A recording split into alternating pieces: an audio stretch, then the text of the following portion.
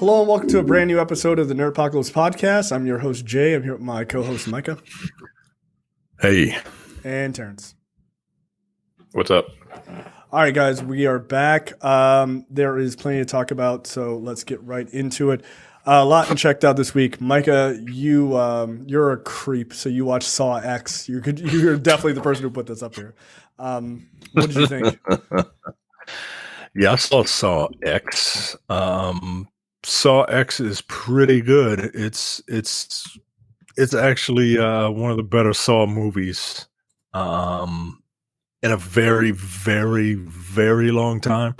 The thing with the Saw franchise is that it's kind of like playing the improv game yes and, where someone says a statement and then you follow it up with yes and then someone else has to improv more of what the story is.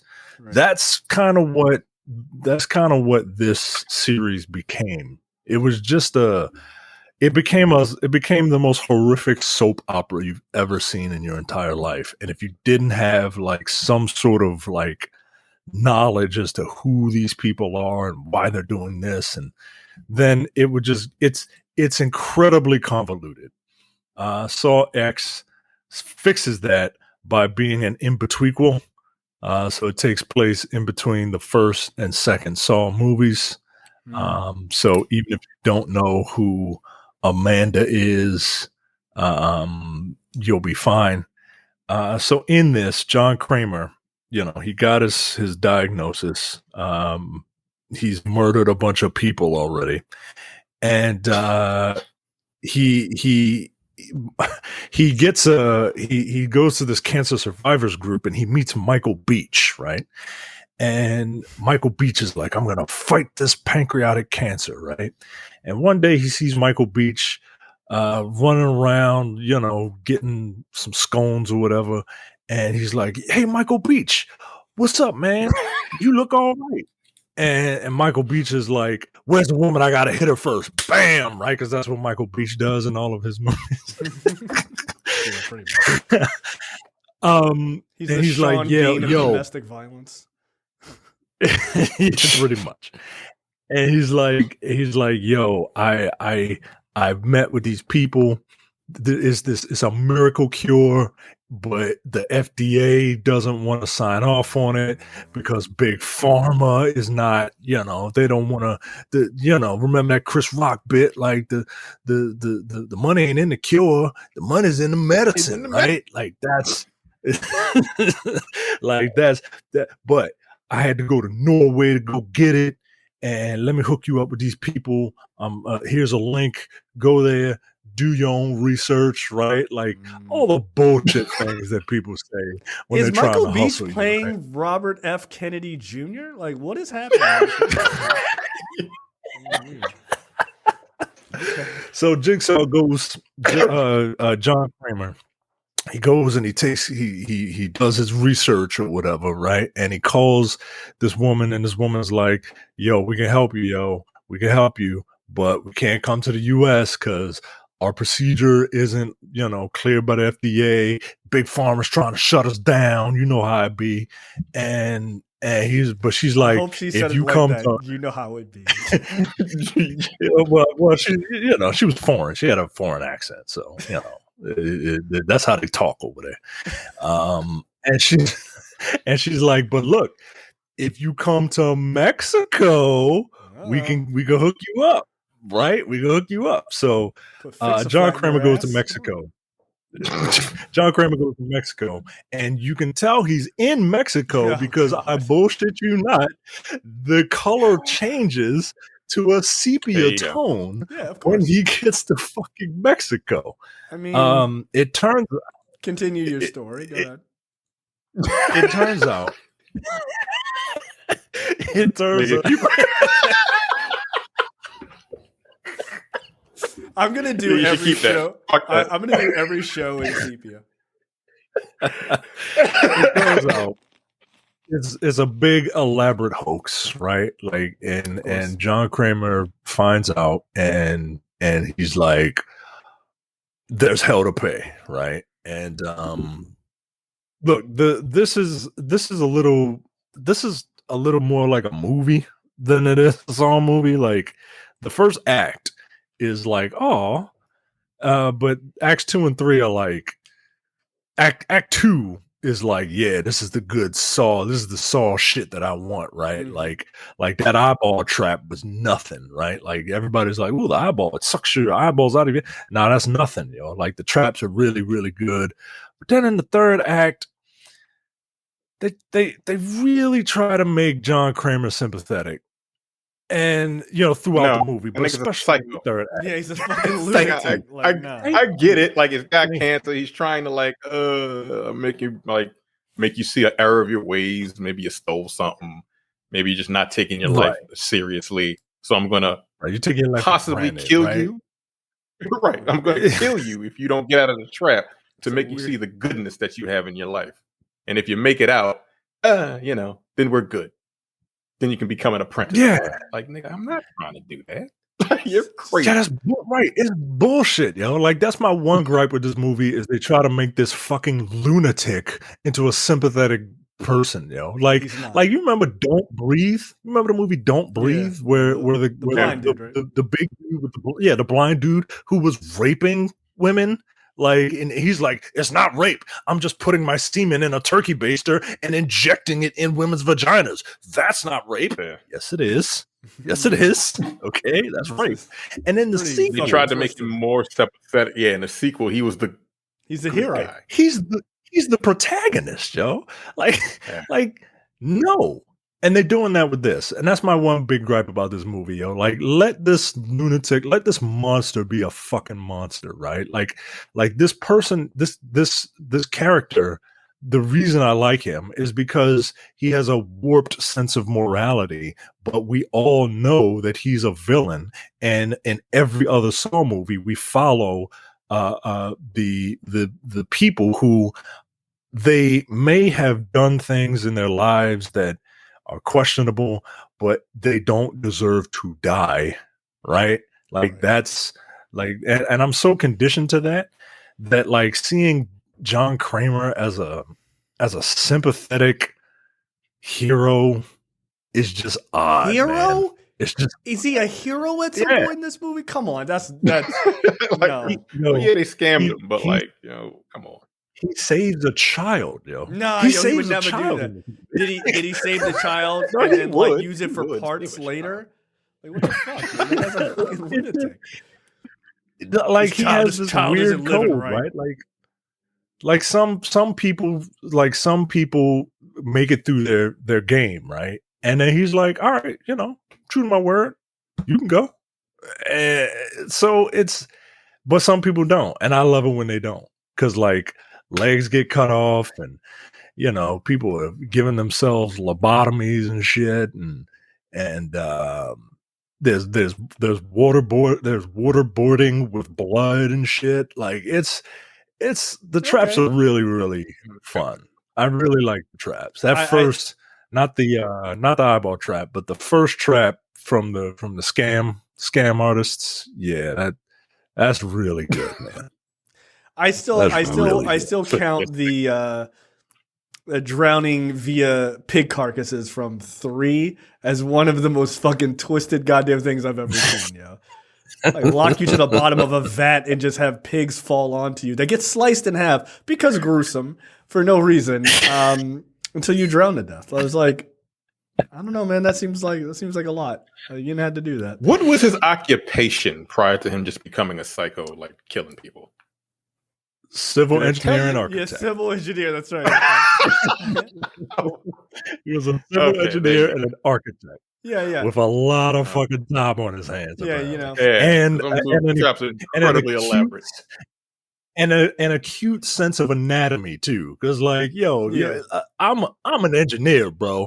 I don't know how to hook this shit up and place it on people. But all you got to do is just use this rope wire to cut your leg off and suck the bone marrow out of it. And then if I get enough bone marrow, then you can get out of your trap.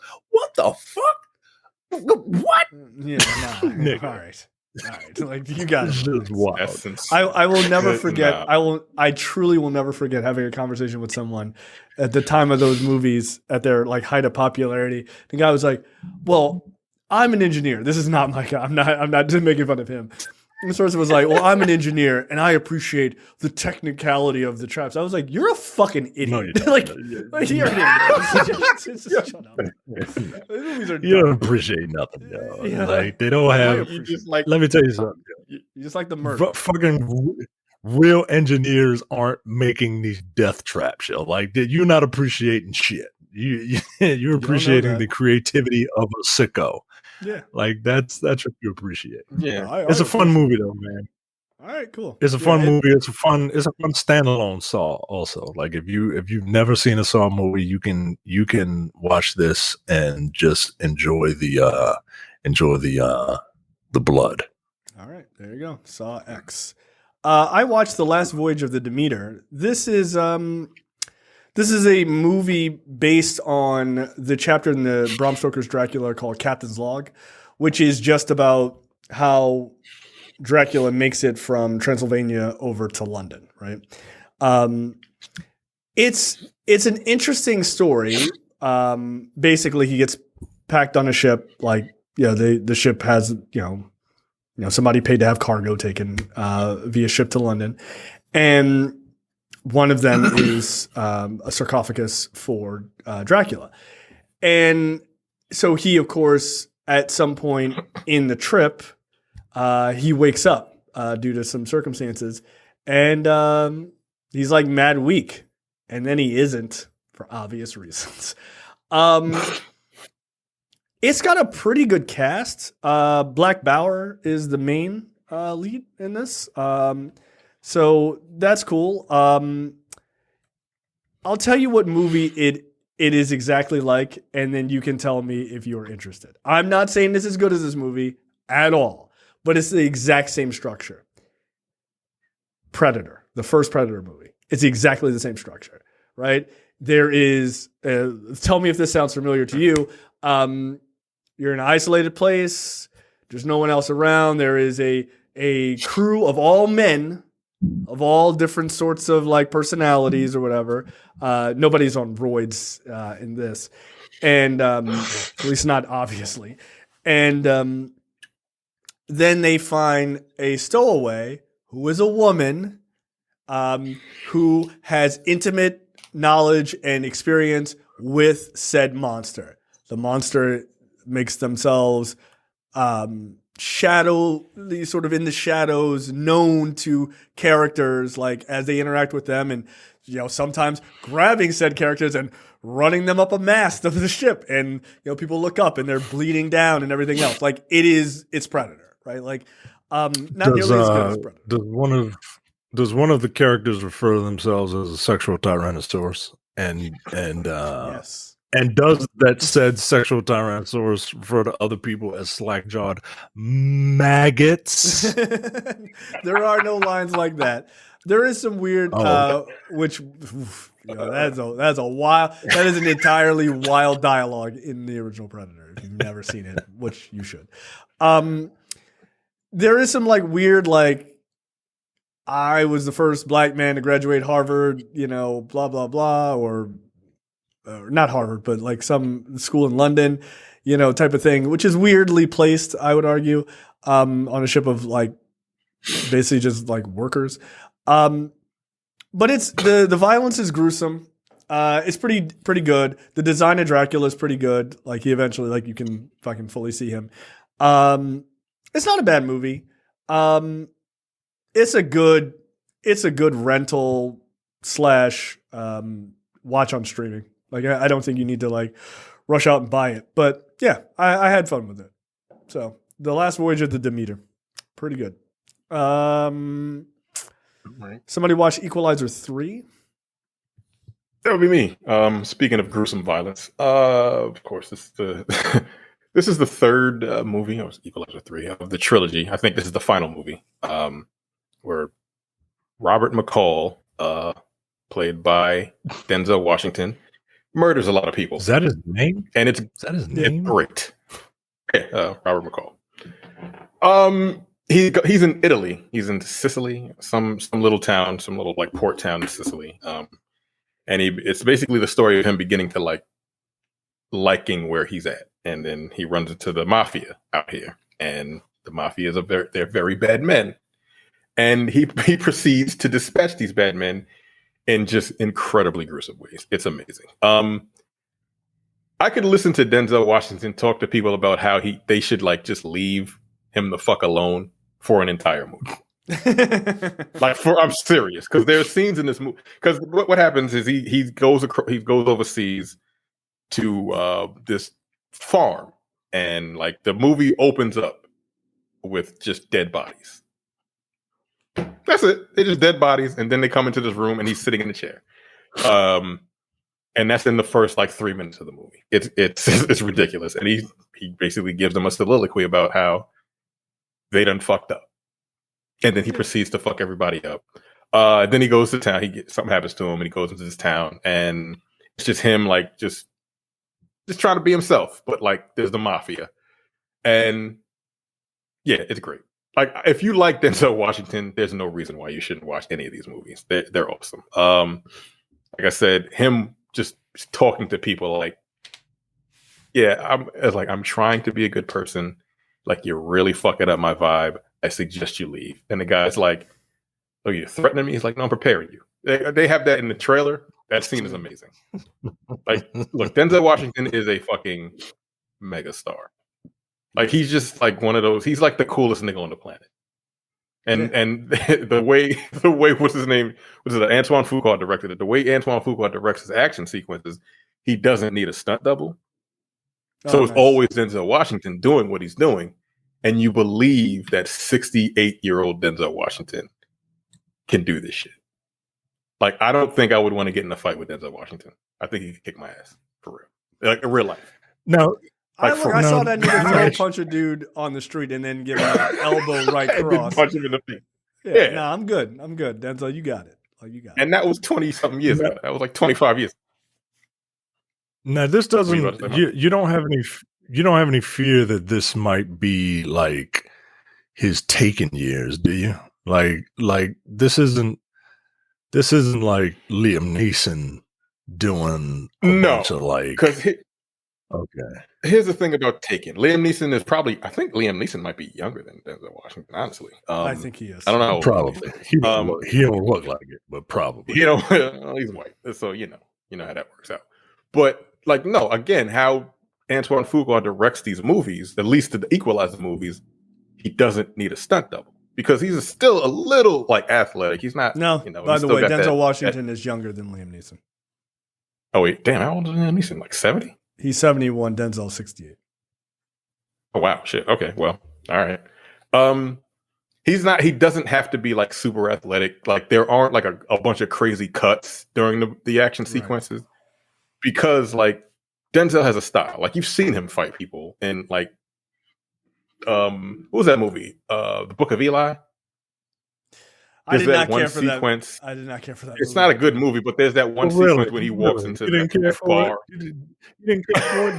Did you not care for it because of what the book was? There's that sequence when he walks into, I guess it's a bar or whatever, and he just fucks all those people up with his sword. And it's not a continuous take, but like you can tell it's him. Like I feel like Denzel Washington, like again, and he got game. He was like, nah, I'm letting this nigga beat me. Fuck that. I think he has this thing about him. Is like, no, I want to do this. Like, I don't have to do anything crazy. I don't need no. I'm not trying to be on some John Wick shit. But like, I want people to know that it is me doing these physical stunts, and they're not like real stunts. It's like him just like elbowing niggas in the face, stabbing them in the face with knives, and cracking them upside the head with bottles. That killed the nigga. Like one hit, bow, dead. And the way he does it like in the shadows. He'll sneak up on you. He'll take you out before you even know he was there. Right. Because he's I feel like I don't got time to fight I don't have time to fight face to face with you unless I have to. If I can sneak up on you, I'm going to go ahead and do that. And it's awesome. Like, I love this fucking movie. Like, it's so fucking good, dude. Yeah, I haven't seen the second one. I feel like Denzel Washington, I feel like Denzel Washington would be like really good at Wing Chun. You know what I mean? Just like get up in your face, throw them hands just real quick, just like pow, pow, pow, pow, and then just keep going. You know what I mean? Yeah, it's like, what's his name from fucking Tekken? Leroy. That's what I'm saying. Leroy from Tekken. Like, You know? Like, yeah, I feel like Denzel. I feel like that's Denzel Washington's like natural style. You know what I mean? Like even when he's slamming that door on that white man in that GIF, right? Like just the hand motion is just like, right? Like just fucking. Yo, all right. He makes the movie like it's like a basic like, hey, a revenge movie. Like, leave these people alone. It's like the old movies from the 80s. Like, leave these niggas alone, please. I'm trying to enjoy the rest of my life. But he helps people. He's not like Jigsaw. It's like, these people are evil and they have to be taken out. And he takes them out in the most gruesome ways possible. It's fucking violent, man. Like, there's like 3 action sequences. He don't fuck around. He just don't. And he just like kind of like stalks, right? I'm gonna watch this. Well, I'm gonna watch the second one because I don't want to get lost, right? And I've never seen the second one. Yeah, watch it. It would be better if you did actually know, because it does tie some things up from the first 2 movies. And like you won't know what the fuck what's going on towards the end of the movie if you don't know the first 2. But yeah, like him alone just make like you just like watching him on screen in this movie. That's it. Yeah. Like, he's such a dude, man. He's such a great presence in just about everything. Yeah, honestly, he just makes it so much better. It's awesome. Like and like if you like action movies, it's not super action packed, but like if you like Denzel Washington, there's no reason why you shouldn't watch this movie. It's awesome. Well, look, I one of my favorite Denzel Washington movies that I feel like nobody talks about is Man on Fire, and that's a great movie. That movie's awesome. And what's the name? It's Dakota Fanning in this movie. Right. And I heard Dakota Fanning is in it just, for like a bit part or whatever. But I love Man on Fire. And I don't hear anybody talk about that movie. And yeah, that sounds what this is. That sounds like what this is. That movie was like the real start of his like old man in his bag fucking series where he just like it was like, oh, this Tony nigga still Scott got directed that. Yeah, and I think Deja Vu. They were like real close to each other as far as the time frame. Deja Vu wasn't as good as Man. Like Man on Fire is a great fucking movie. Was that the one where you could could rewind time or something? Wasn't that Deja Vu? I don't remember what the hell was going on in Deja Vu. But like Man on Fire, yeah. If you like Man on Fire, you'll love the movie. Yeah, I still think one of the biggest underrated Denzel Washington movies is Ricochet. Like that's a great movie. It's it's basically a Batman Joker story with him and John Lithgow. Ricochet is good. We did Virtuosity, right? Yes. Did we do Virtuosity? Yes. Yeah. That movie's not that bad. Like I watched like Virtuosity. It's fucking ridiculous. It's like that movie's pretty ridiculous, but it's fun, man. I fucking love Virtuosity, yo. Like it's Denzel Washington with a metal arm, right? Jax is my favorite Mortal Kombat character, so bam, there's Jax right there. Denzel Washington as Jax, half of Jax, right? Fighting Sid 6.7. Come on, man. Yeah, every serial killer in the world, right? Inside Russell Crowe.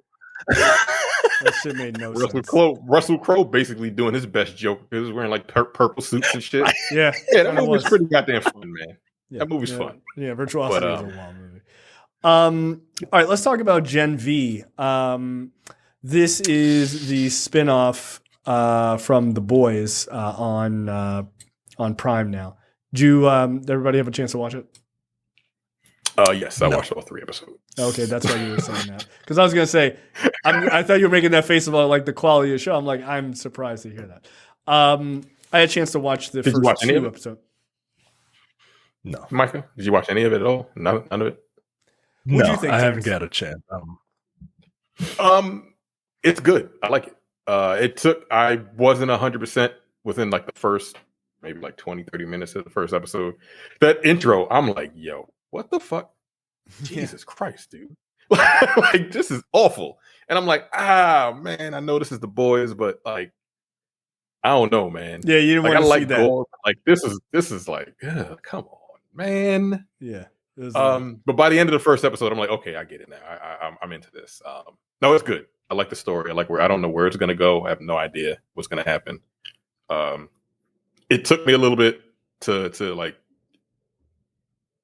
gel with the characters. I like what's her name, Marie Moreau. What's her name? Yeah, Marie Moreau, is that her name? Yeah, Marie Moreau. Her roommate is once you get past her, once you learn about her story, which I think more of it comes out in episode 3. It's fucked up. It's pretty fucked up. Yeah. Like I like the cast so far. I didn't know that was Arnold Schwarzenegger's son. Which one? Luke, the fire dude. Oh, really? Is that his kid? Yeah, that's his son, Patrick Schwarzenegger. Oh, okay. Yeah, Golden Boy. Yeah. Oh, okay. I didn't know that. Yeah, Golden. Yeah, I like the cast. It's the boys with teenagers. It makes me look, well, not teenagers, they're in college. Makes me a little uncomfortable when they have like, was that the second episode with the roommate? What's her name? Yeah, I think that's the first episode, yo. I think that's the first episode. I think it's the she has sex with that dude. Yeah. I'm like, I'm gonna turn this shit off. I don't like none of this, yo.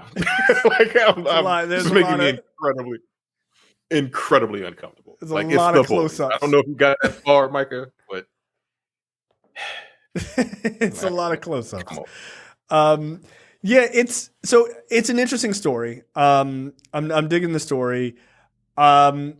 It does prove that they really, anybody who read the comics knows that the boys show has deviated considerably from their book. But this is all its own thing. Like, it proves that like they didn't need the structure of the boys to make a good show. Like they got it. They figured out this world and they could kind of run any direction they want. The thing about the boys, and I'll just say this from a larger aspect, like this show and the boys together. Every single person I've ever heard talk about like sort of like the boys is the solution to like all the kiddie kind of Marvel stuff. It's like it's the adult comic book show that everybody wants and everything else. They always have this aspect of like the Marvel stuff or even the DC stuff is woke, right? Like, oh, it's like it's woke and it's fucking too kiddie and everything else. The entire right. Hold on. So let me make this point because I know because your brain works, so that's why you should question that logic. It doesn't make sense. But the reason the boys and the reason GenV works. And I don't like to use this term, but the reason it works is because, in fact, it's woke. Like, that's the reason. The entire structure of the show plays to minorities and, like, struggles from certain perspectives and stuff like that. It all plays from that. The main two characters, or the two, what you would say are, like, the main character and her roommate, for instance, both of their powers are directly tied to issues that young people have in reality, right? Like I won't spoil it for one of the characters especially, but like it ties to a legitimate issue teenagers have. Teenage girls specifically, right? Like so like the wokeness is the point. Like actually, right? So that doesn't make any fucking sense. Yeah, it doesn't There's make literally any sense. a character that can go from male to female.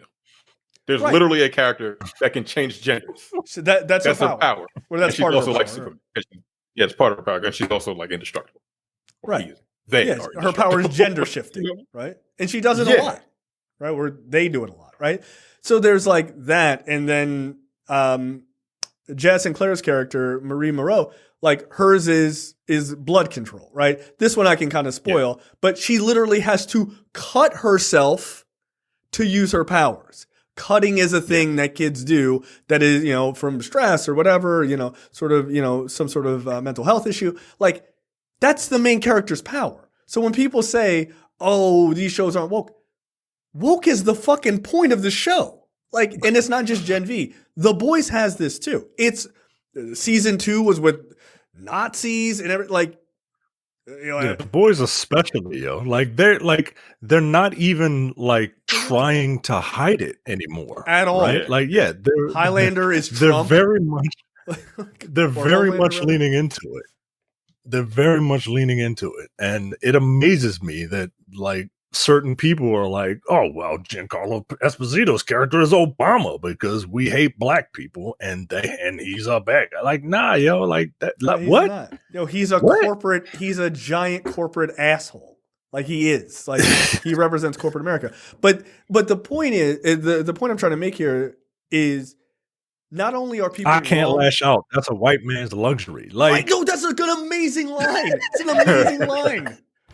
Like he didn't say that's like a superhero luxury where you could like read into like, oh, he really needs white. No, he straight up said that's a white man's luxury. Like, but the thing is so yeah, like wokeness is the point, right? Is to actually dig into these social issues. But the reason that people that scream about everything being woke and they have such a problem with and everything else, the reason they never say anything about the boys is very obvious. And this is how I know all of them are full of shit. It's just because it's violent. So they look past it. It's just because it's blood and cursing. So they're like, it's not like all these other kiddie shit. You just want violence. So don't say you care about it being woke. You just want violence. That's all it is. And cursing. They also want they also want white people in charge, white men in charge, right? Like, well, they're not gonna like this show. They're not gonna like GenV. Like that's why everybody likes, you know, the Butcher and Homelander, right? Like, because like they're the white men that are handling shit, right? And yeah, it's not. Yeah, I'm gonna watch this. I'm gonna watch this tomorrow. I just haven't had time because like we're still gonna be shut down, which means half our income is probably gonna be on hold for who knows when. But wait, is your office shutting down? My wife works for the government, bro. Oh, they shut down. Yeah. Are they? Wait, didn't they? Oh, but the next one. Not yet. They will be. Yeah. They will be. Okay. So everybody's. Yeah. We'll talk about that later. Hold on to your butts. So everything is kind of stressed out, but tomorrow I'm gonna get into this. Yeah, look, I've been looking forward to it. I mean, here's the thing: if you like the boys, I can't imagine you wouldn't like this. Like it has the same. It's really good. It's got the same feel.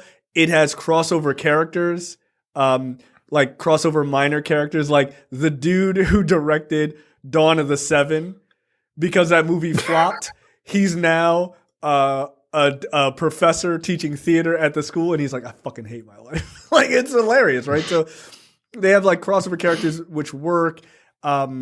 It's good. It's very good. Like I said, I only watched the first 2 episodes, but I just like that whole idea of like you want superhero stuff that's not woke, and then you love the boys doesn't make any sense. Like what it tells me is like you don't pay attention.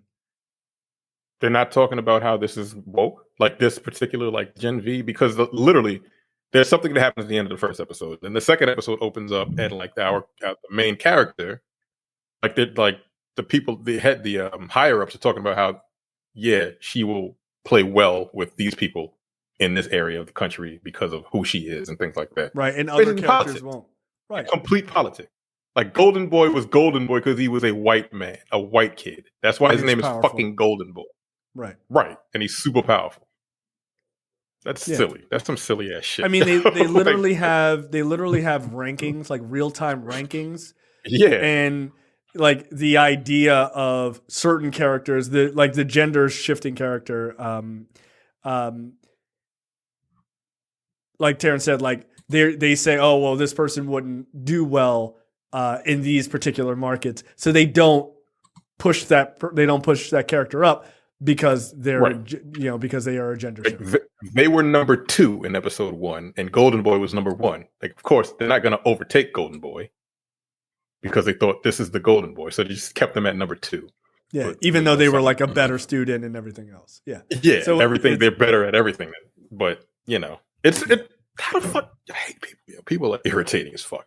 But that's what I'm saying. Like, if you like these shows, you like the boys, and even if you don't like GenV, but you like the boys, you're like everything is woke, blah blah blah. You don't pay attention to like the shit that's in front of you, and that's what I'm saying. It's not that you don't like woke shit; it's that you just want shit that's violent. And whatever, I like The Boys. I like the violence in it too. But that doesn't. That's not what makes those shows good. It's actually not what makes them good. It doesn't detract from it, but it's not what makes them good. It's actually because the stories are well done. Like that's the point. And nobody knows what woke means anyway. Like they just say it doesn't shit. mean anything. Like people just say shit. It doesn't mean anything anymore. Like whatever meaning that word had has been diluted by ignorance, and now it's just anything that doesn't look like me is woke. Like, all right, anything that I don't like so is woke. That's all to white folks. It's just it's irritating, but I don't get it. You just like violence. That's all it is. That's what this country is all about. Like again, like they'll censor all the sex in the world, but like someone's head getting blown off on like fucking ABC is fine. Yeah. It's very strange how this country works. Like so bizarre. You can't show a titty.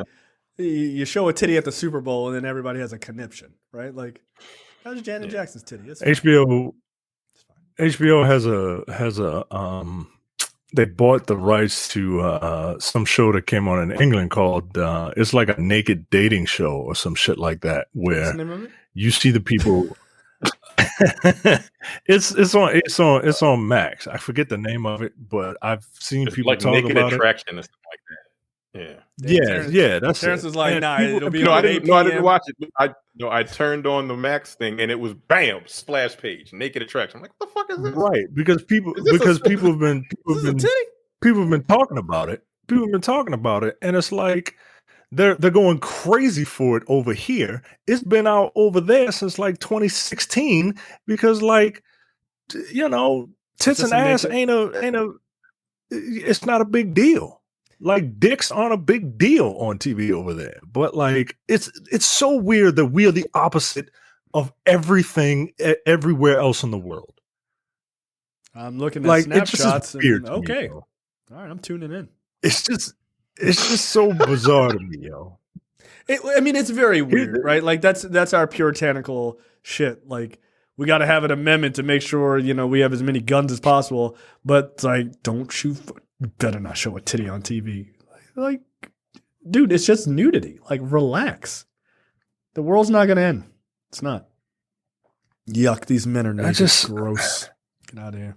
Put some pants on.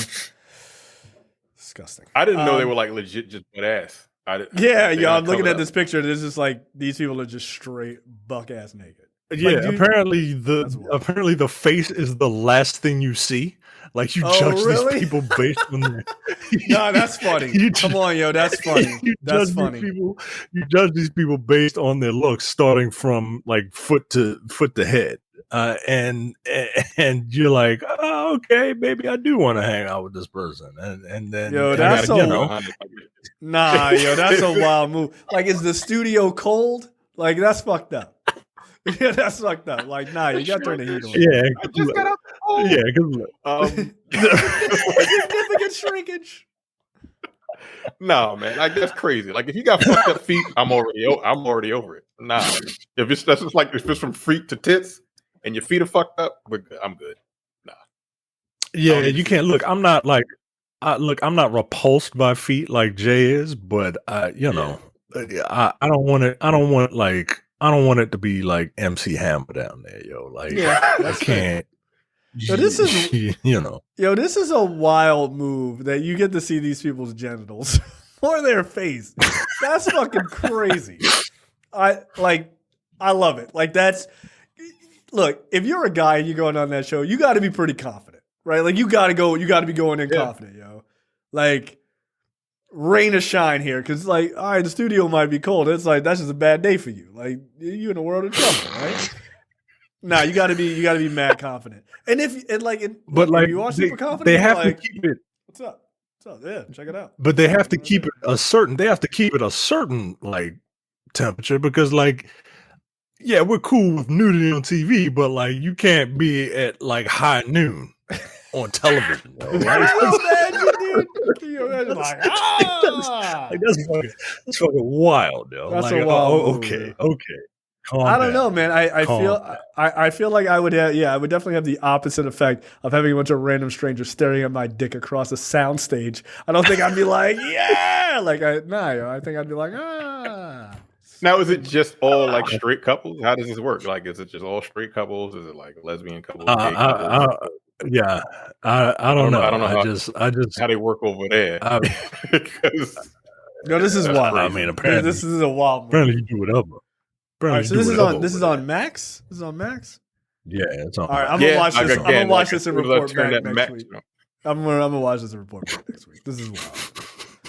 Like, it's But the that's first wild, thing that pops yo. up when you turn the fucking the app on. I'm like, what? Okay. Like, take a look, Weird. ladies. Here you go. Yay or nay? I mean, look. You end up with an ugly dude with a big dick, or a handsome dude with a tiny dick. Like, I don't know. What if you're a grower though? Like, you know, Yeah, like, can you give me 5 minutes? like Can you show me a little like something? if you're growing, not a show. I'm like, I can't. Can you show me some moves? That's fucking wild. Nah, this is crazy. This is wild. I might check All right. it out. Yeah, I'm What do definitely these chicks watching look this. I mean, you know, I mean, I I'm know just here for Basil the. I'm Tasley. here for the collective embarrassment, frankly. And boobs, mostly boobs. All right, let's talk about episode 8 of Ahsoka. Micah, what were your thoughts on? Well, actually, I do know your thoughts, but everyone else does not know your thoughts. Look, man, I loved it. I thought it was great. I thought it was a great 45 minutes ish of TV.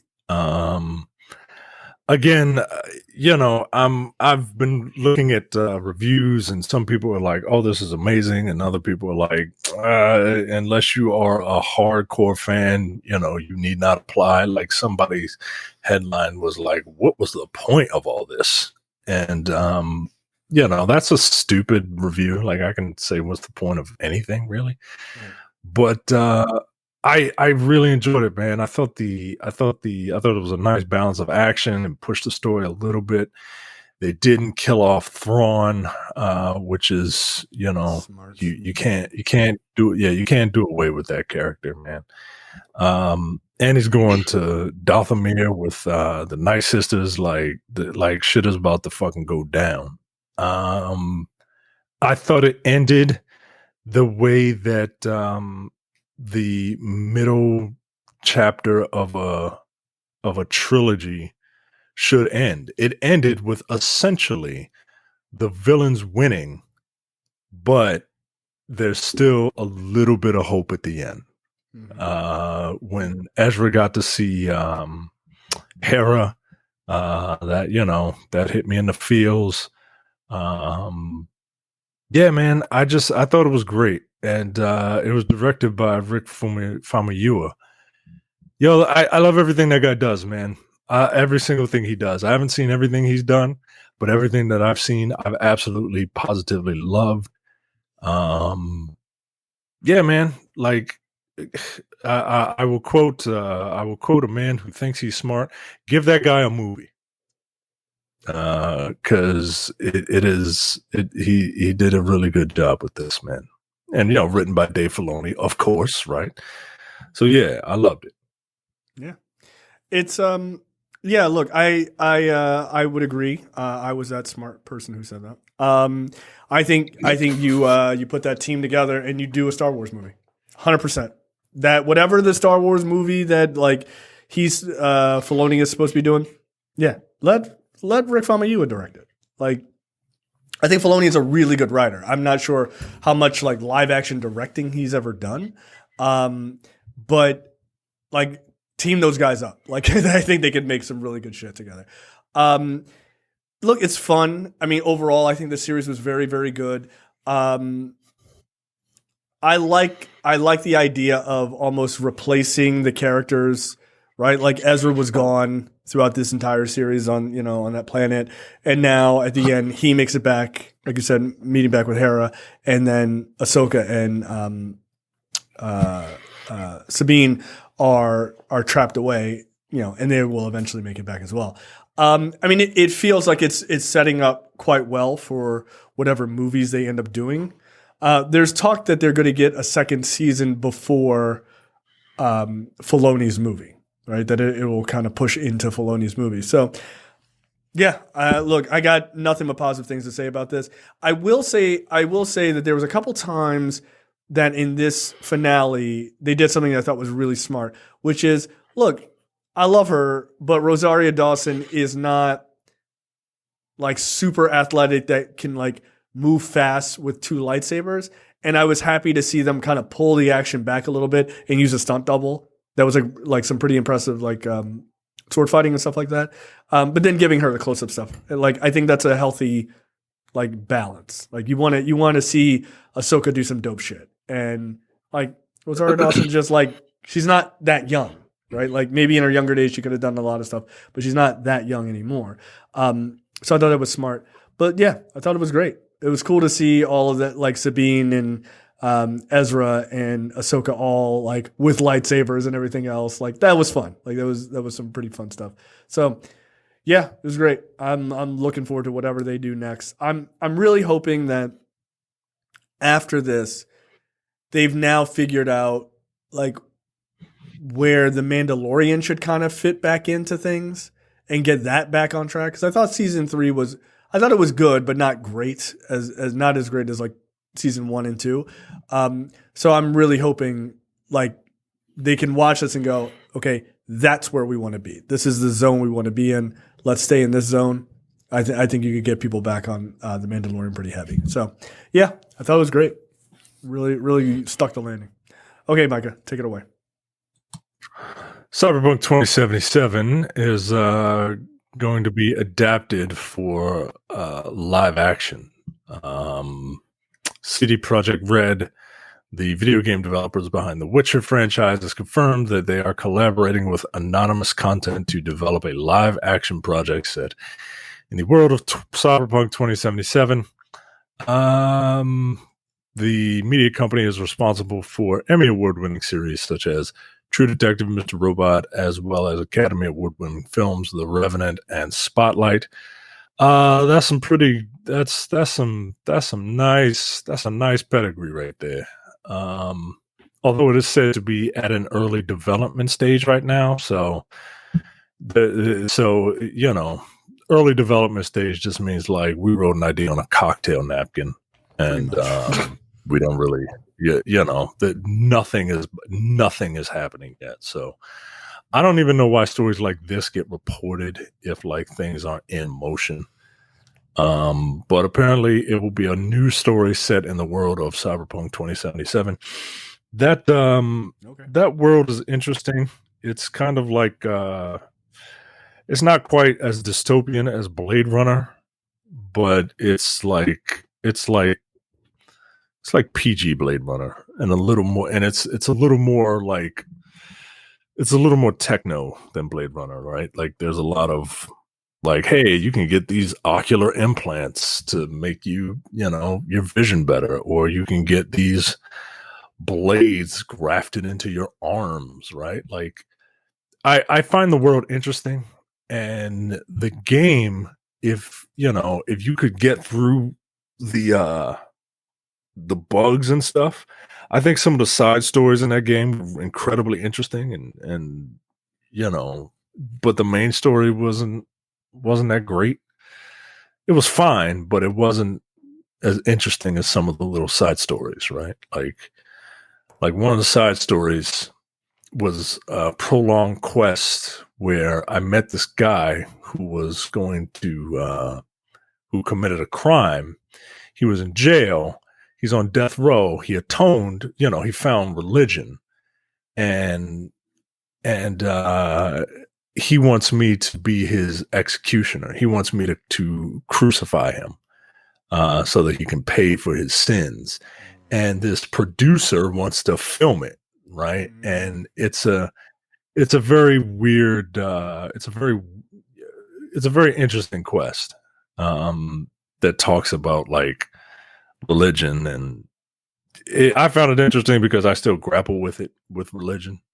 But yeah, it's little stuff like that throughout the game that makes that game something special. Is that mission called the Book of Eli? Like, what's the story? I never finished that movie, by the way. There was some really bad CGI. Yeah, because as soon as you found out the Book of Eli was the Bible, you were just like, "What? Fuck this!" No, I was like, it burned my hand. I was like, the DVD. Like, no thanks. Gross. Get out of here. All right, next up, here's a weird story. Yeah, so Universal sets Martin Luther King Jr. movie for Chris Rock to direct and Steven Spielberg to executive produce. Okay. It's gearing up to tell it's gearing up to tell the definitive cinematic biopic, not biopic, stupid people, about the life of Martin Luther King Jr. The studio has optioned the right to adapt Jonathan Ing's critically acclaimed biography, King, A Life. And Chris Rock is in final talks to direct and produce, while Steven Spielberg will fund the operation, apparently. This is a weird choice, yeah. I mean, don't we have enough Martin Luther King movies? I think it's going to be from childbirth to murder. Okay. Right. Okay. Hold on a second. Selma was as pitch perfect of a King story as you ever needed. Like, because I think his life is so grand in so many ways, right? Like, I feel like you can get just lost in like just his rise and all of these events. And Selma was nice to just take this one moment in time and just like focus in on that. This is odd. Chris Rock has directed exactly one movie that I thought was good. And top 5, right? Yeah. Did he direct that movie, One Night in Paris, or Relax? What was that movie he did? No, he was in 2 Days in New York or One Night in New York, which is 2 Days in New York. That's a sequel to One Night in Paris. Okay. Nah, like I don't look. I'm not saying he can't do it. I'm not saying I think Rock is a really talented guy, but you're one for 5 from the field. Like, it's not, your track record is terrible. Just make it a mini series, 6-part mini series, 5-part mini series. Nah, it's gonna be a 4.5 hour movie. It's gonna be a 4.5 hour movie. Yeah, I don't want that. Like it's gonna be it's gonna be a Martin Luther King movie, a 4.5 hour Martin Luther King movie from the guy that directed Head of State. Yeah, you like that movie, don't you? I do. You like that movie, don't you? Of course you do. That's how much I love politics. Like, I like that movie. It's fucking stupid. Oh man. Okay. He's not. Look, he might. If this actually becomes a thing. Again, we've got plenty of Martin Luther King movies that we can watch. Chris Rock. This is gonna be a 4.5 hour. This is gonna be a 4.5 hour movie about Martin Luther King, from the guy that directed Spiral from the Book of Saw. Oh, he directed that, or he was in it? I think he directed it. Yeah, I think he directed. I don't think he did. No, I don't think he did. I don't think that's fair. Did he write it? Did he write it? Did he write it? No. Did he write it? He did something. He came up with the concept of it because he likes the series. No, he didn't write it or direct it. No, he didn't. Okay, all right. Like he had the concept because he enjoys the series, and it was supposed to be something else. And then he was like, "No, I think it was supposed to be the latest one, Saw X, but like they did Spiral first because he enjoys it." Yeah. All right. Nah, you hate me. Oh, Darren Lynn Bousman did it. He directed like 3 of them Saw movies. Look, I'll give this a chance. I think Chris Rock, as he's gotten older, I think he's starting to like.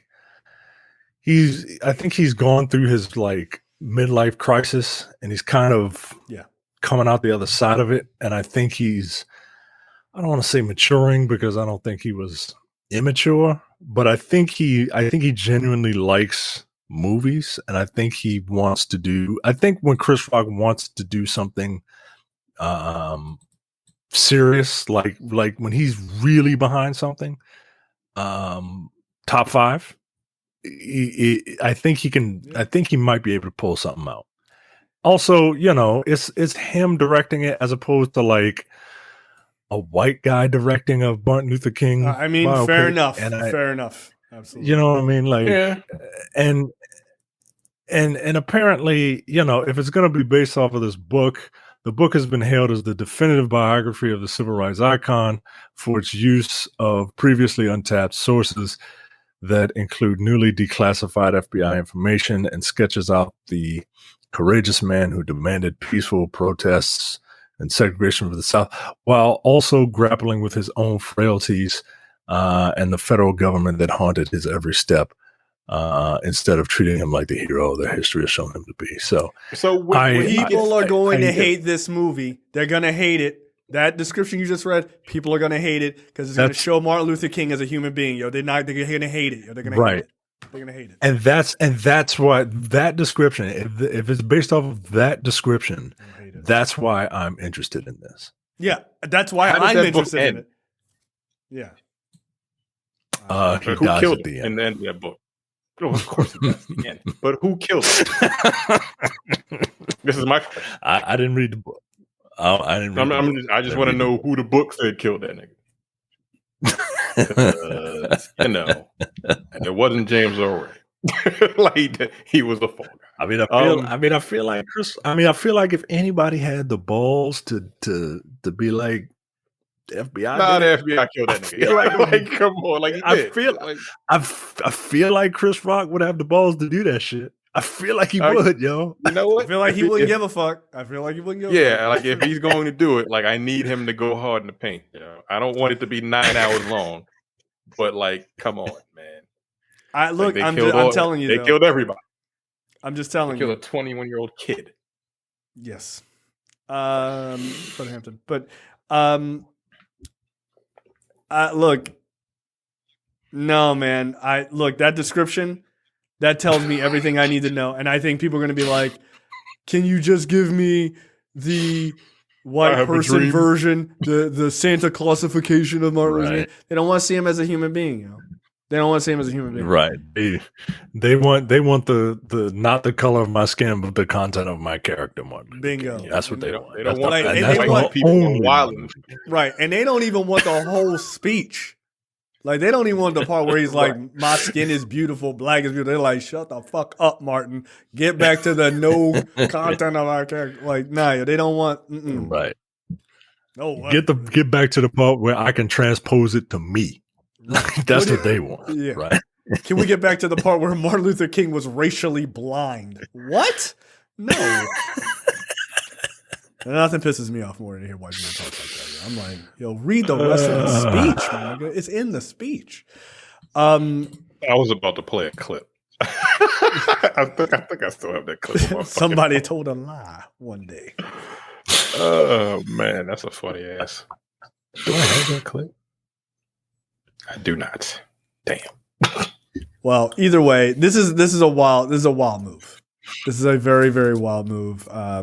Coming from Chris Rock. Look, I hope he nails it. If they do it, I hope he nails it. I'm rooting for you. But I got to tell you, that description gives it a strike with general audiences, right? They're not going to want to hear that shit. I hate to say it. I think it gives a bigger strike to black audiences. I don't think a lot of black people are going to want to dig into who Martin Luther King was like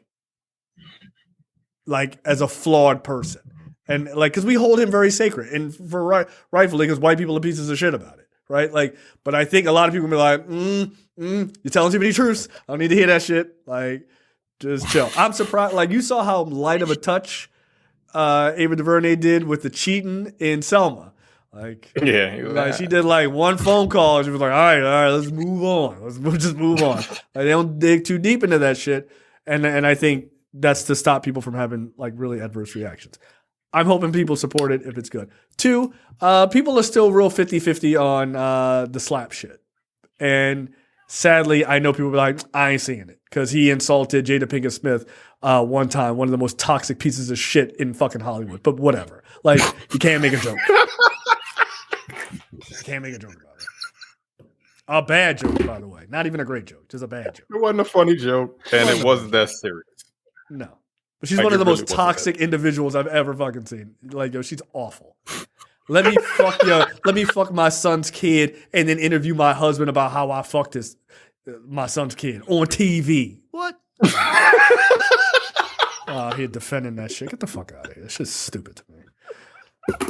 Making fun of Will Smith and then you're his best friend a month later. Shut up, you fucking hypocrites. Anyway, next up. Shit. Netflix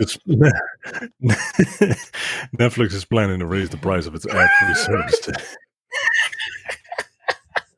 It's my little friend. Netflix is planning to raise the price. Anyway, god damn it. Anyway, you can play it. You can play it. Hey, nobody gives a fuck about Netflix. No, you know, this is the Martin Luther King that I want in this movie. And a lot of white folk have demonstrated eloquently that they don't have no sense. That's a real quote.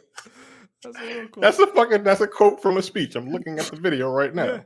That's the one. That's the nigga that I want. Yeah, like people forget. Like again, it's that same classification of him. Like people forget, yo, Martin Luther King Jr. He was black. He was black as fuck. He's a black nigga from Georgia. Like, right? What the fuck? Don't get it fucking twisted, man.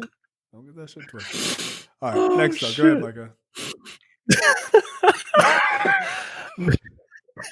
Sorry, yo. That shit is funny to me, yo. That shit is funny. I think Martin Luther King has like, if you put the three of us together, I think we run the gamut of Martin Luther King's life, right? Like, because that was some of the realest shit you will ever hear, right? I'm the oh yeah, content of your character. All right.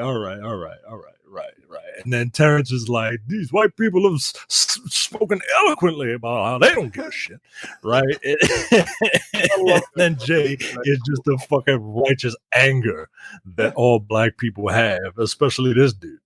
Like, fuck out of here, yo. What I'm saying is, I'm the L, Terrence is I'm the M, Terrence is the L, and Jay is the K. Yo, I don't care for that. I don't want that letter. Yo. Like, yeah, I don't want that letter. No. I'll take the G. Not that tall. It's fine. Shit. All right, what's happening with Netflix? All right, Netflix is planning to raise the price of its ad-free services after the ongoing Hollywood actors strike ends. The Wall Street Journal has reported. But that's sending the streamers companies shares up more than 3%. They're discussing raising prices in several markets globally, but it will likely begin in the United States and Canada, citing people familiar with the matter. It is not immediately reported on how much Netflix will raise its prices or when it will take into effect. And, you know, of course, Netflix has declined to comment. Yeah, I mean, look, this was bound to happen, right? Like, of course. When we all saw the concessions that were given to the writers, it was going to happen anyway, and this is a perfect scapegoat for doing it right now, because that's all that any price, no matter what the service is, prices are going to go up no matter what. Right. But this is the perfect scapegoat to do it now, and then you can do it not too far, maybe in another year, right? Because inflation or whatever, right? Because as Brad and I were talking about on Dense Pixels or before we started, you can't win capitalism by getting a fuck ton of money. You have to get all of it. Yeah. Isn't Netflix like we're operating at a like they don't how much money they don't make a lot of money, right? Netflix doesn't make a lot of money. They put like just as much money into their fucking product as they get out of it, right? Yeah, probably at the end of the year. Sure. Right. So, but they raised the prices not that long ago. Like I swear they raised the prices maybe the beginning of this year. Yeah, I feel like like I'm getting $17.99 or something like that. Well, I'm getting angry because I don't know how much I even pay for. That's the whole point. Like that's bothering me, yo. Like that's bothering me. I pay $16 for Netflix. I pay 17. I pay $16.95 for Netflix. And is that for 4K and shit like that, or is it just for because they put, like there's no. I did not pay. I got the standard plan. Wait, there's a plan. Damn, they have a plan with ads now. I didn't even know that. Yeah, I didn't know. Yeah, I don't have that. It's a $6.99 plan, but it has ads. Oh, I pay the $15.49 a month. I get full HD, no ads, and I can download on 2 devices. Now I could also pay $19.99 and get Ultra HD, 4K, blah blah blah, and download on 6 devices. That would be worth it if Netflix was putting out a lot of stuff that I was actually watching. Right. If it put out a lot of good content, like Netflix has a bunch of shit. Like again, I always say this: Netflix has a bunch of content.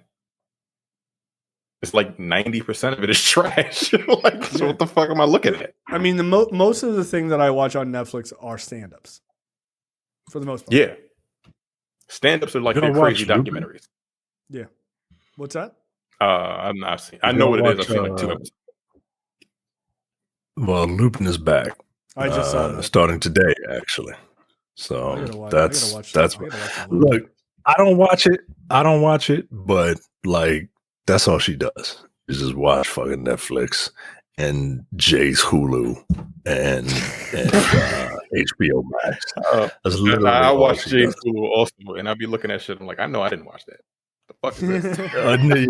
Somebody. You're not caught up on the other black girl, Terrence. You're not caught up on that. I was gonna start watching it. I'm like, well, it's already on episode 5. I'm like, I know I didn't. Like, I did actually want to start watching it, but like, yeah, I haven't gotten around to that yet. Yeah, you didn't watch Only Murders in the Building, Terrence? No, I did actually start watching it. I watched the first 5 episodes. I like that show. That's pretty good. That show's really good, man. That show's really good. The other black girl is pretty decent, but I didn't stick with it. It's not for me. Oh, it's for her, and that's fine. There you go. Yeah, not everything is for everybody. No, so that's right. And I'm not here saying that it has to not exist because I'm a well-adjusted human male. Yeah, exactly. Right. I mean, I'll tell you if what is it? Just Another Black Girl? What's the name of the show? The Other Black Girl. The Other Black Girl. Yeah, if she was a little bit older, Brad would hate it because obviously Brad, he hates older black women as we discussed on this week's episode of Look Forward. I didn't know Barbara Lee was 70 years old. I know she's like a super liberal, more liberal than the chick that they he put in. Yeah, no, I didn't realize she was 77. Damn. Yeah, come on, man. Like, she looks great for 77 years. She does. Yeah, she does look. That's why I didn't know she was that fucking old. But he put that the black lesbian in instead. And I'm saying that as a joke because he ticked off all the boxes. Yeah, right. I mean, that was obvious. Yeah. Which is fine. But yeah, 77 is way too fucking old to be running. Yeah, so to be how old junior, is she? She's in like her late 40s or early 50s. If that. The one can't be the junior senator from California at 77. 80. Like, knock it off. No. Okay. This is a hilarious topic. You get what you deserve. The Drew Barrymore show. She's coming back, guys. It's coming back October 16th. Now that the strike's over, you're super excited. Well, you know who isn't coming back? Her 3 head co-writers. They were like, go fuck yourself. Chelsea White. All women. Yeah. Chelsea White, Christina Keenan, and Liz Coe, who are all under the position of co-head writer. They decided since Drew Barrymore came back with the fucking scab writers and shit, they were like, nah, we're good. Go find new writers. Go fuck yourself. And they had been there since season 1, which is weird because I didn't know the show existed. Yeah, I didn't know the show existed. Yeah, neither did I. But yeah, okay. So that's what happens when you're a fucking a scab. You run a scab show. You offend the people who worked for you, and now they won't come back. So she lost her 3 head co-writers or whatever. Yep. And she was coming back in like 2 weeks. It's October 16th. Everybody else is already back. Just so that last week tonight came back on Sunday. Yeah. All of the other shows came back Monday. Yeah, because if you just kept your goddamn mouth shut, they come back immediately. Like, they would come back. Even what's his name is back. Fucking Bill Maher. The dickhead is back. Bill Maher came back too. Yeah, of course. And he said he was going to come back, but he's a dickhead.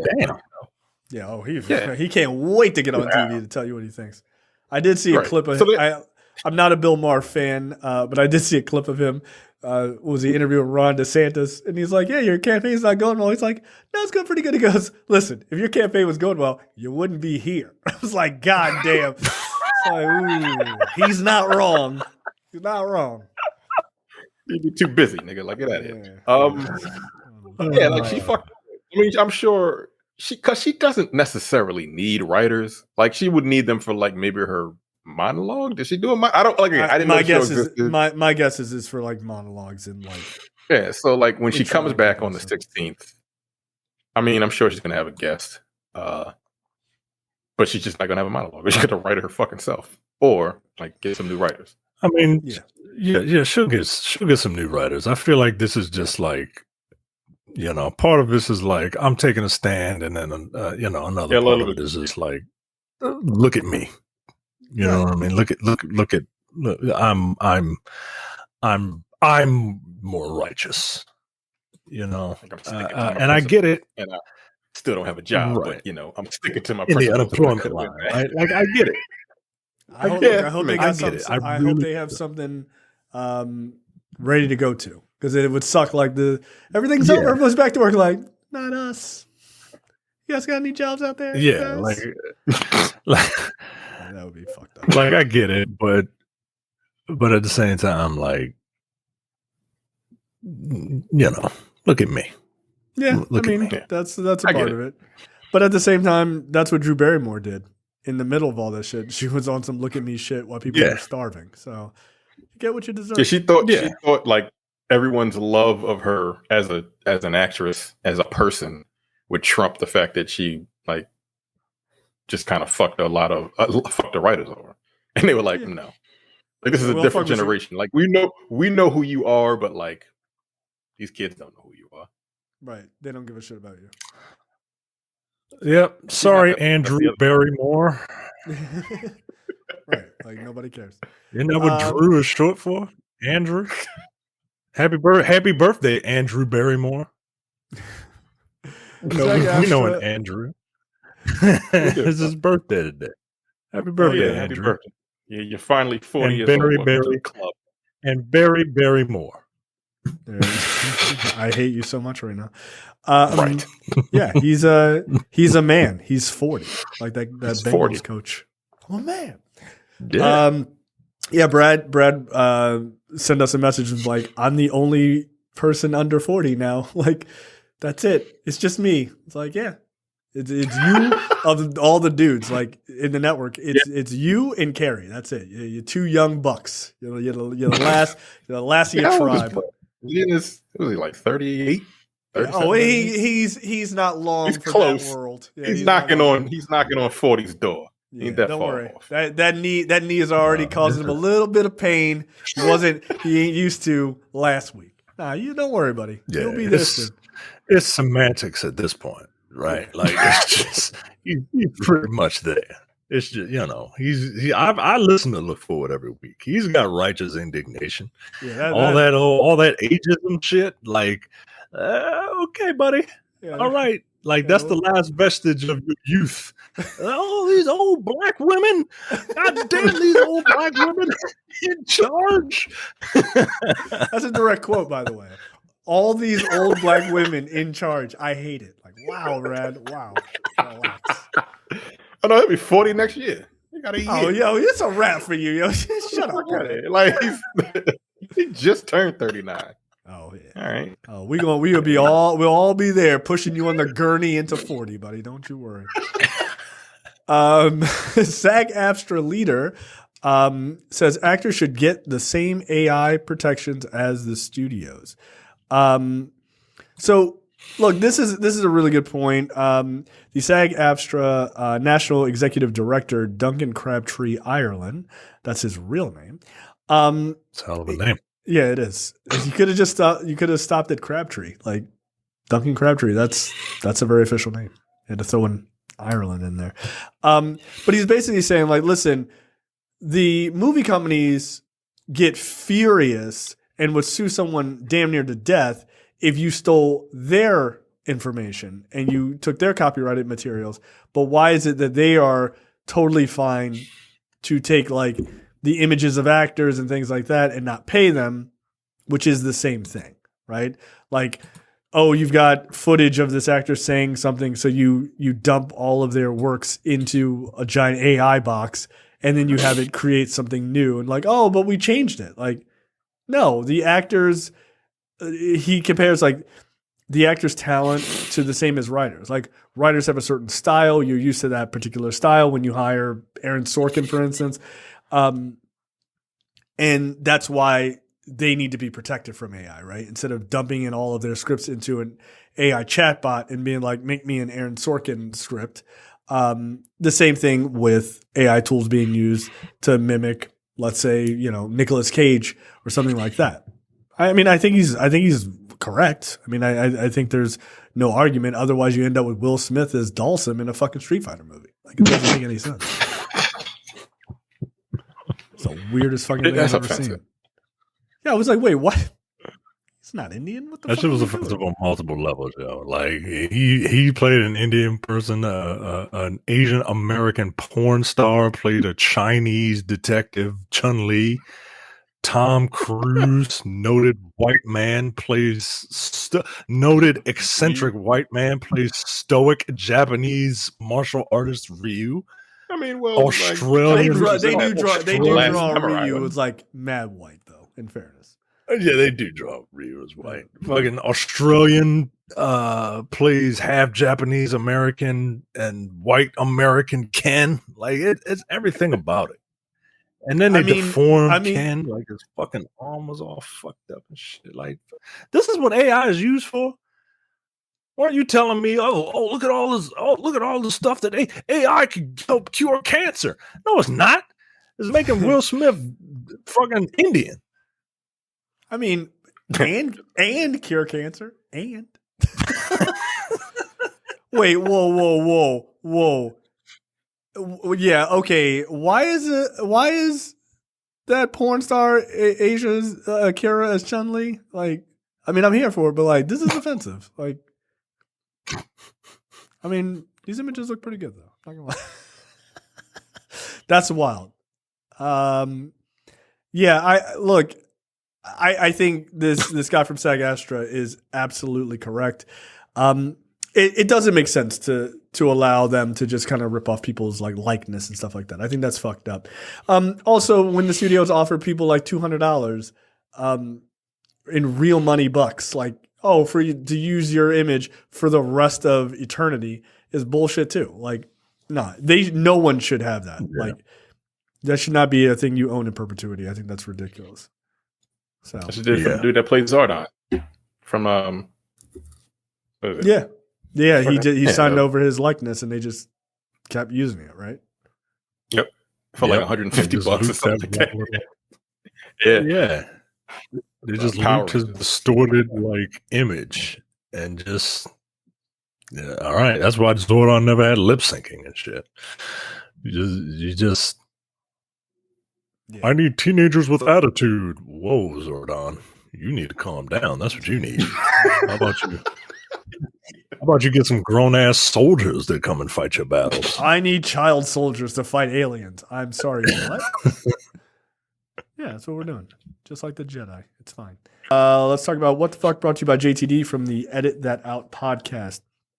Micah, take it away.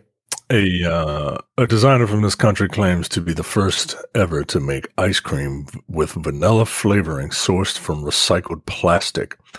While no one has tasted it, yet, it's supposed to taste just like regular vanilla ice cream. From what? You Trash. got from recycled plastic, from garbage, Nah. from water bottles, Water? No. from I'm Tupperware. not eating water bottle. I'm not eating water bottle vanilla ice cream. I think like yeah, China. I'm going China. This is someone from the UK named Eleonora Ortolani. She set out to do something no one else ever attempted, at least to her People knowledge. trash? What the fuck? to use a small amount of plastic to make ice cream flavoring. The project, titled Guilty Flavors, was inspired by the young designer's frustration with how plastic is generally being made into products that couldn't be recycled any further, because it had been mixed with. Right, like. She thought that since you can only recycle something once, it was making the problem worse. First of all, you can recycle things more than once. What was she talking about? No, but like you shouldn't eat you shouldn't ingest plastics. Like we all have plastics in our bodies because of the environment, but like doing that's bad. BAD, bad. Like what the fuck are we doing right now? Well, having recently heard about a species of worm that could digest plastic bags, she started wondering if there was any way humans could eat plastic. You first, lady. Like get the fuck out of here. You eat a bucket of it. Like see how you feel tomorrow. Nah, I'm not. All right, look. Let's get to the heart of this, Micah. You're a fucking ice cream. Get the fuck out of here. All right then. Then I think you know our answer. Like get out of here. Yeah, I'm an ice cream fiend. I'm not not going in the recycling bin, and putting a cherry on top of that bitch and just chomping it down. No. Here's a quote from this lunatic. I have never imagined that I would actually be able to make food from plastic, and it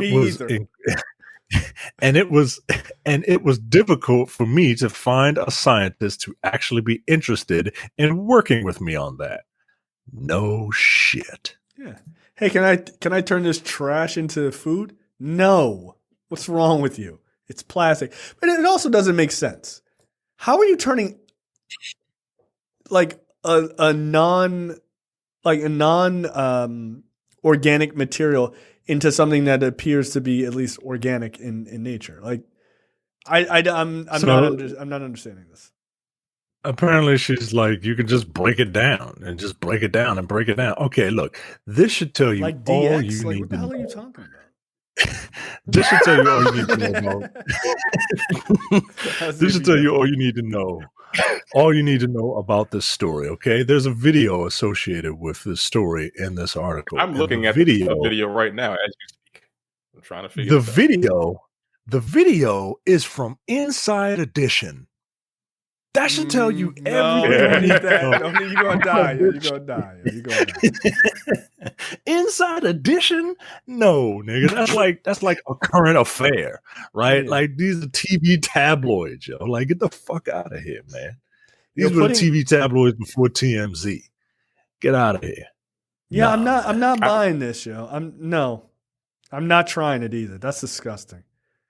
Look, look. See, you know, this is a prime example of the dangers of capitalism. Because she's not trying to do this to save the environment. You're just trying to make money on trash and getting people to eat trash. No. You eat it first. Nah, yo. Absolutely not. Right. Nobody's tasted it. Like scientists are, infamously stereotypical for doing experiments on themselves first, right? Like, right. You shouldn't, but like, you eat it.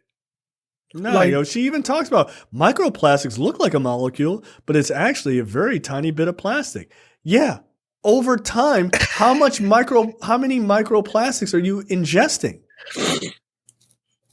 Oh my god, what a this Okay, should be so she arrested, did it, you know? but no one's eaten it. It's like an art installation at this point. She hasn't eaten it. No one else has eaten it because it's trash. It's fucking literal trash. She said the molecular structure is identical to that of vanillin. The fuck is vanillin?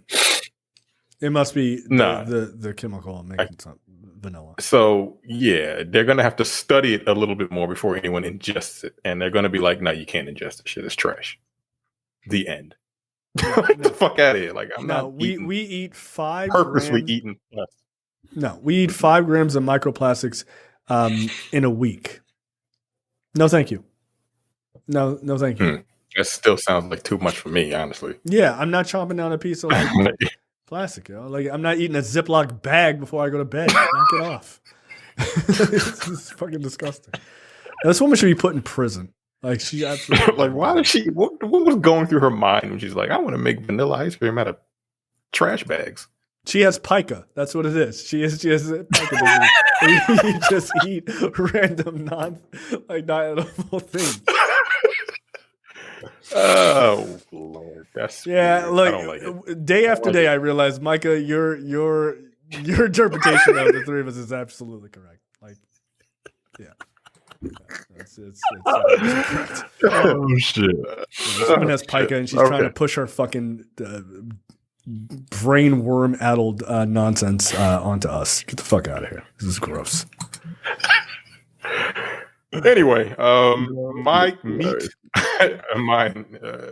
meet Iron Guts, the man who once ate a kilo of the world's hottest peppers, because of course. Gregory Iron Guts Barlow holds the Guinness record for most Carolina Reaper peppers eaten in a single sitting. 160. 100? 160. Dude, that's insane. Not 100. 160. Like, I feel like the stomach lining is gone, right? His esophagus has probably got like holes in it. He probably ate them whole. Right? He couldn't. Yeah, he couldn't have chewed them. Right? That's crazy. Yo, anyway, you would die. Greg Barlow doesn't even like eating chili peppers or hot sauce, but he loves the attention it earns him. Of course, that's society right now, yo. In every clout is literally the most addictive drug on the planet right now. It's ridiculous. And he's willing to put his stomach on the line for it after getting acquainted with the burning sensation of eating one or more Carolina Reaper. Barlow approached the League of Fire, an organization that ranks the most badass chili eaters on the planet in various categories. One of the toughest challenges. He had 160 of them. Where is he from? What's his name? That's insane. Nah, this nigga's Greg from Barlow. Jersey. This nigga's from New Jersey. Barlow.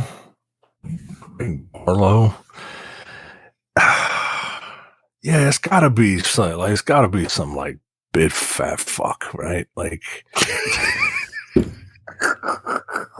because it has to be, yo. Like you're saying New Jersey? Yeah, I'm going Jersey. All right, what's another trash ass state? Pennsylvania. I'm saying West Virginia. No, there are people in Florida. They can handle heat hitting them from the outside. They can't handle heat hitting them from the inside. I like your scientific method for figuring out what state it is. That's got to be like West Virginia. No, that's got to be like Arkansas, right? That's got to be like Arkansas. All right, there you go. Arkansas locked in. What do you say, Terrence? Or where is it? Melbourne, Australia, and he's the opposite of fat. So you were wrong as fuck. Wow! No, wow! Look at the bigotry! Look at the bigotry coming. What else is new? What else is new? I already blew my dude. I told you a couple of weeks ago. That's it. I get one a year. Yeah, 1 a year. Yeah, he's a white dude. He don't look have no shoulders. That's weird. Like, look at this video. This nigga's he fell off. His neck burned away. Yeah, so he had 160 of these motherfuckers in his contest, and that's insanity. And that's the Carolina Reaper. Like, I've never had one. No thanks. I can't imagine eating 160 of those is healthy. Oh shit, he's chewing them too. Oh, boom. No, he's not swallowing them whole. No, there's video of it. So he just must not have any pain receptors in his body, right? Yeah, no thanks, man. That's You eating one of these? You eating one? You eating No, like a hell piece no, of one? yo. I'm not eating one. No, yo, I might like take they like a look little like nibble. yo, they look like strawberries, I ain't even but doing that, yo. but they're super fucking dangerous. Nah, Like I this can dude barely has to handle eat them I with can- gloves on, and he's just chomping on them like it's nothing. Nah, man. I can barely handle Chipotle. Get out of here. wait, like a chipotle pepper? Really? Are you serious? Like a Chipotle bowl. If I eat Chipotle, I'm on the fucking toilet, yo. Like, it's not. It don't. You don't do well with like No. hot sauce or heat with hot. I do well with like very mild hot sauce. You Yeah, know what I made mean? jerk Like, chicken once, and he had it. He was like, I don't think I can have that anymore. I almost died. It was like, because it's like it's gonna come out. I'm gonna go into orbit in the bathroom. Guys. Mike is a total bitch when it comes to spice. It's pathetic. I am, yo. I am. I look, nigga. I'm the ice cream guy. The fuck. That's fair. That's fair. That's true. Oh, dude, 160 is crazy. There's And he's eating like it's nothing. Like he's got something going on in his body where he just don't feel it. yeah, That's it. There's no way in hell that you can do that and actually feel the pain. yeah. That must be like maybe maybe it's like the capsaicin just doesn't like he has something in his body that like doesn't process it or something like that.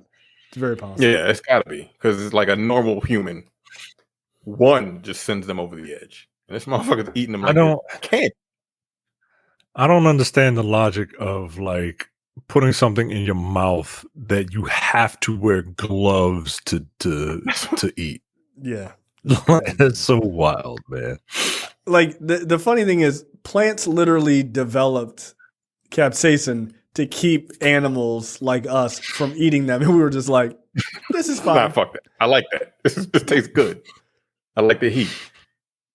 Yo, he's just chomping these motherfuckers down. This is insane. Yeah, no, that's crazy. Crazy. I thought maybe he was swallowing them whole, but no, he's not. All right, my story. Very weird. Wow.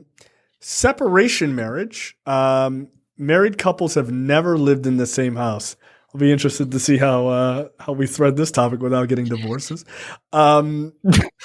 These couples have been married for many, many years and even have a child together, but they've lived an hour apart from each other and have never shared a home.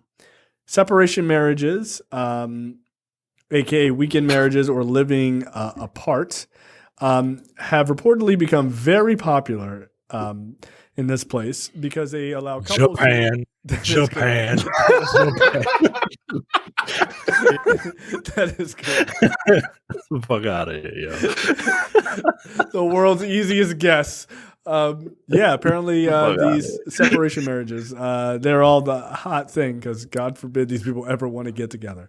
Basically, a separation marriage allows couples to experience the combined benefit of banging it out while never being around each other, of being married and being single.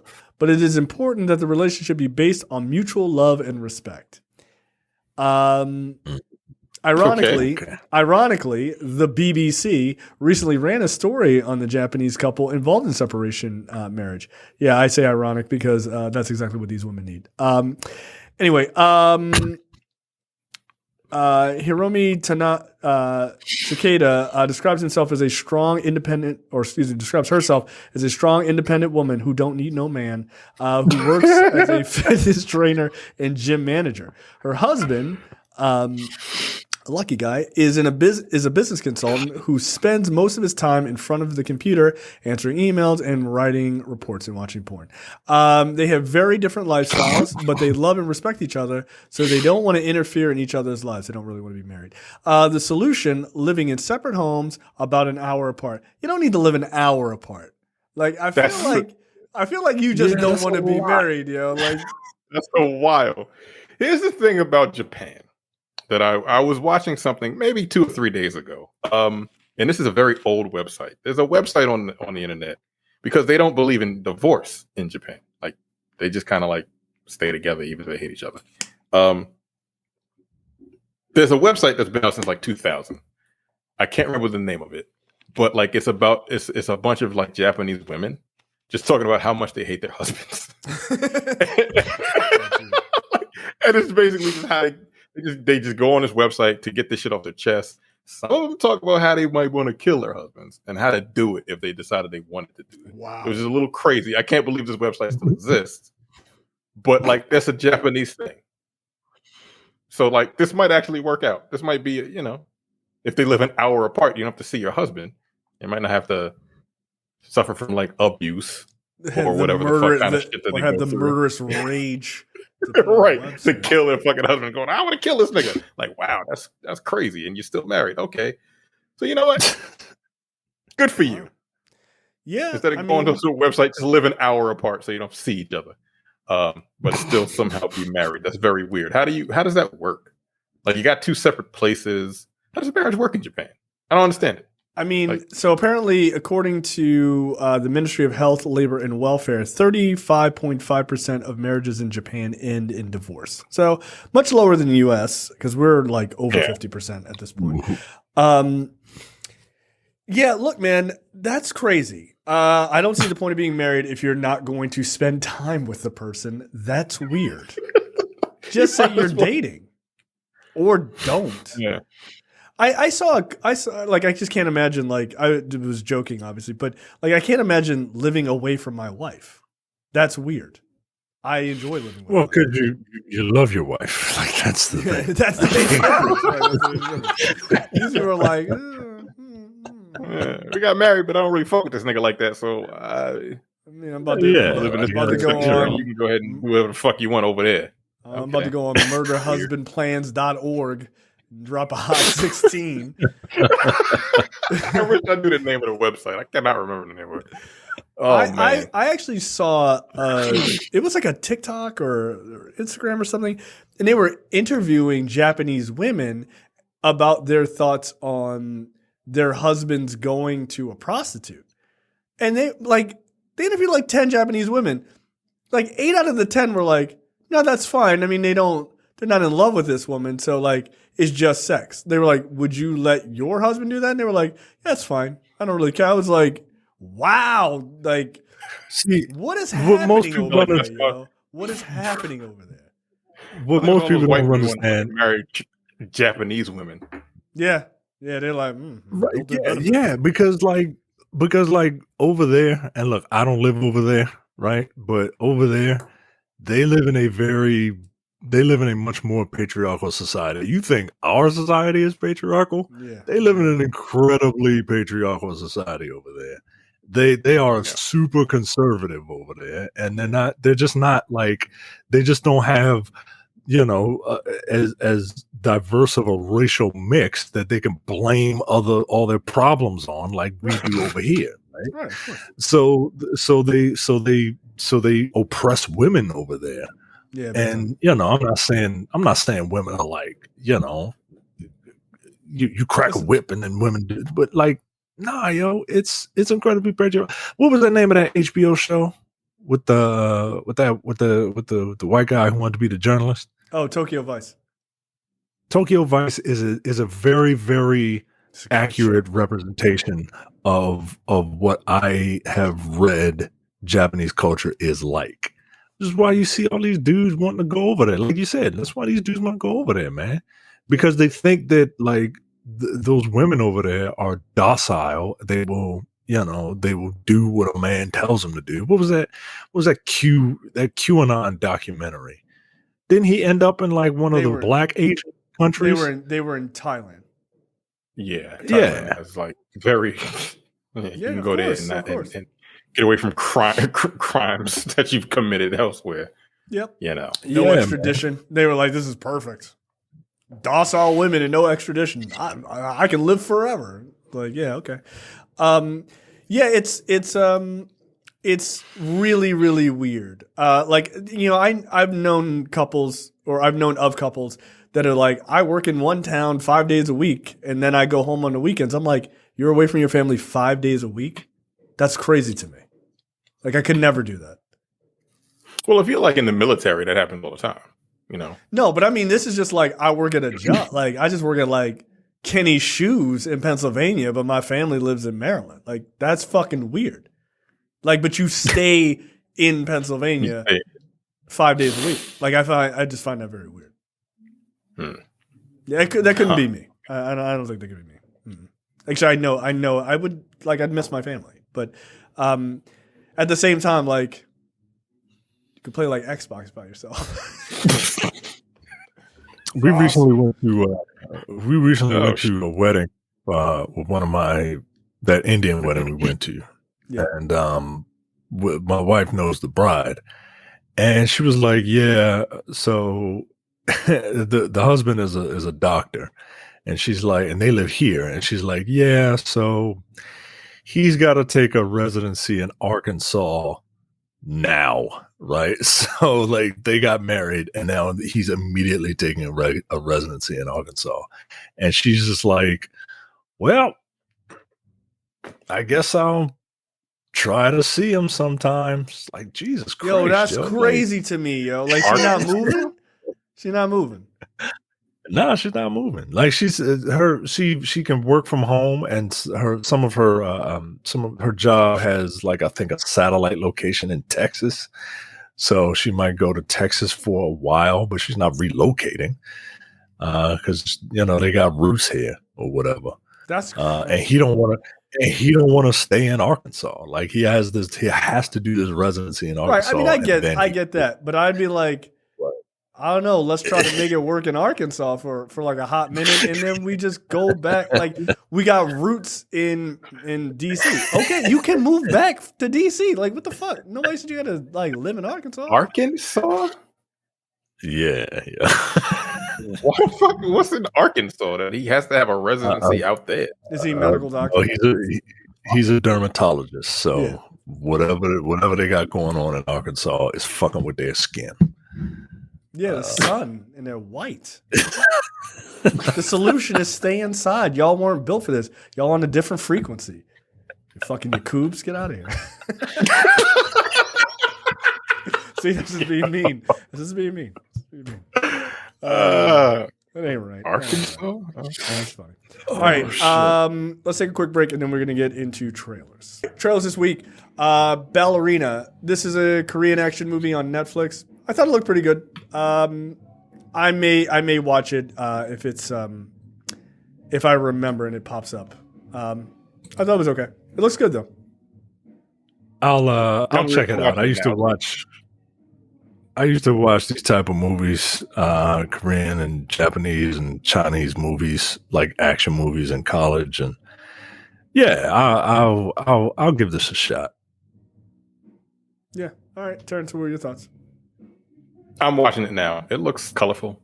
Looks like that old school shit. Yeah, it looks, and it's a woman protagonist. I'll check it out. Okay. Next up, this is a real movie. The Beekeeper. A real fucking movie. Holy shit. Nigga, this shit just looks fucking silly. I mean, I'm probably gonna check it out, not in the theaters, but this just looks mad silly to me. I don't. Look, it feels like a Netflix movie, guys. Right. It feels like a Netflix movie. And David Ayer did this movie, yo. David Ayer did it. But y'all want another. Y'all want the Suicide Squad cut. All right, yo, the Ayer cut. We're missing out on some goodies. All right, this is it. Here's the goodies. The fucking Beekeeper. You watch this movie. The Beekeeper. It's like it she looks stupid. When it was like it's basically like what was that terrible movie that Netflix movie that we watched like a couple weeks ago? Same fucking premise. The Heart of Stone. Yeah, that's what it reminds me of. So this movie's log. So the Beekeeper is a former operative of a clandestine organization called Beekeepers, and after his good friend and neighbor, an elderly black woman, so Brad hates her, dies by suicide after falling for a phishing scam the beekeeper sets out to exact revenge on the company responsible.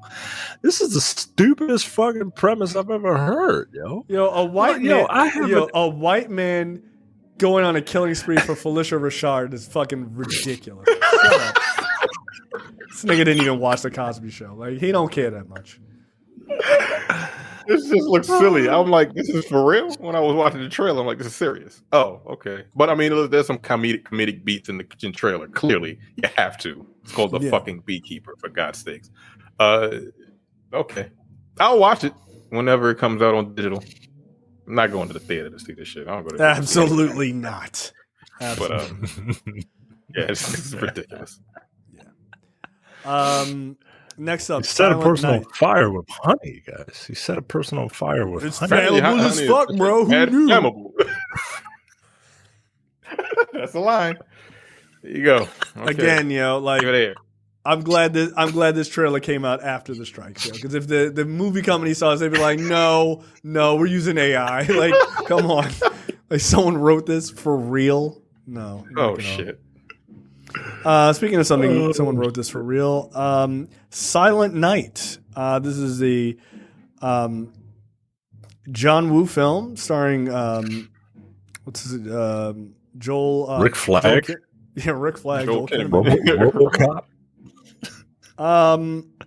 Yeah, right. It was this. RoboCop. All the guy needs is a hand trick. Yeah, this looks bad. Also. I don't think. Here's the thing about this. I don't think it looks bad. I think it looks bad because Joel Kinnamen is. I gotta keep if it was someone else. Yeah, that's it. I think I would Is Joel Kinnamen not the person they're referring to as the master of action in this? Were they talking about someone else? Weird. I want to see this, but I don't want him in this role. It looks fun. I mean, I love John Woo's movies. I do. Hard Boiled is still one of my favorite action movies of all time. This looks stupid though, right? Like, I'm not crazy. It looks very silly. He can't talk. He lost his voice. I guess he got shot in the throat or whatever. Yeah, he got shot in the throat. Is that why it's called Silent Night? Okay. Yeah, Kid Cudi is in it. Can't. Oh yeah, he's a real actor now. I kind of want to see this show, but I think you hit it. I think you hit the nail right on the head. The thing about it is Joel Kinnamen. Yeah, that's it for me. I don't know what happened. Like, I don't know when his stock just plummeted, if he ever had it. But really. This guy's not you know how Brad what Brad thinks about Michael Fassbender. Yeah, it's actually Joel Kinnamen. It's actually Joel Kinnamen that's where that anger needs to be. That's where that anger needs to be directed, because Michael Fassbender is an actual good actor, whereas Joel Kinnamen is not. But he keeps getting roles. No, but I'll tell you. You said you don't know when he lost, when his stock fell. I do. It's when he introduced Katana in Suicide Squad. That's when his stock fell, right there. And it was he's reading a line that someone wrote, and he's reading it like a buffoon. I don't like it. This here's Katana. Yeah, that's David Ayer's fault. Right. That's the guy who gave you the Beekeeper, guys. Beekeeper? Yeah, Beekeeper? I think. Yeah, the secret organization called Beekeeper. All right. Everybody go to bed. Good night.